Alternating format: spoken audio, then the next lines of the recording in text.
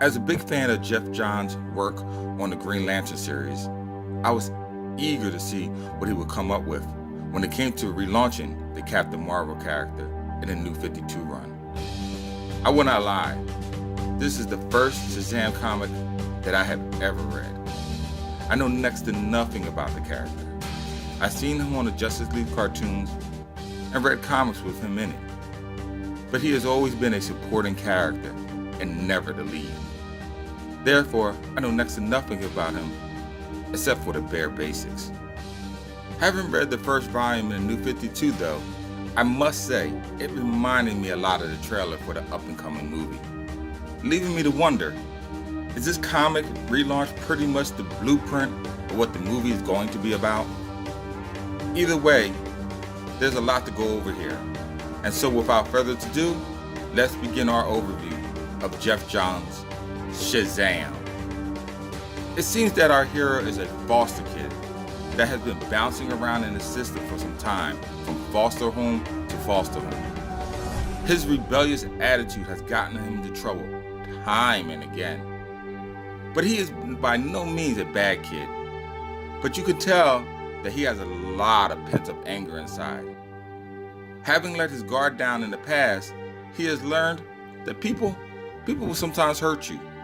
And now instead of giving them a chance, he has his guard up and pushes them away first, hurting them before they can hurt him. With that said, you still see that he is innately a good person. And that is why eventually he gets bestowed upon him the power of the living lightning. It seems time is running out for the last wizard of the Rock of Eternity, a magical fortress where sorcerers and sorcerers congregate to share secrets about the mystic arts. The fortress is a nexus of all the 6 magic realms, but it seems even this magical place has its limitations. The last wizard of the Council of Wizards' power is waning, and he is looking to bequeath his power to a candidate that is worthy. He is looking for a pure good person, but time and time again, each candidate has fallen short of his standards. When the wizard re-examines Billy Batson though, he finds the error in his search. Here, Billy shows his wisdom. He explains to the ancient wizard that his search was bound to fail from the start. There are no totally good people. We all have flaws. We all have errors in our journey in life. Ruminating over the child's words, the wizard redefines his standards, and in doing so is happy with what the boy can become, and therefore grants him the power of his greatest potential. Now Billy inherits a chair at the Council of Eternity. It is his turn to become Shazam, Magic's champion. And Magic's greatest threat is his counterpart, Black Adam. Now this part of the story I really enjoyed. You learned how Adam and Shazam are connected. And I must say, I had some sympathy for Black Adam. Even though I did not agree with his methods, I did empathize with the character himself.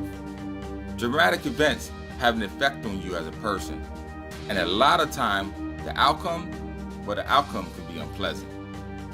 He is the embodiment of the saying, when you fight what you hate, you must be careful not to become what you hate. The only other important character in the story was Dr. Savannah.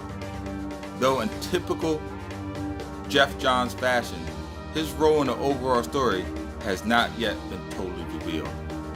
This is John's style. He creates new threads at the beginning to run along parallel to the main story, only to weave them into full tapestries later on, creating a network of story arcs that interconnect eventually with each other, in true George R.R. Martin style. I did enjoy how at the end of the story, Johns left it off with a teaser. I am intrigued to read what happens next. With all this said, I give the New 52 Shazam a ranking of 3.5 out of 5. A very good read. Please comment below your thoughts of the story.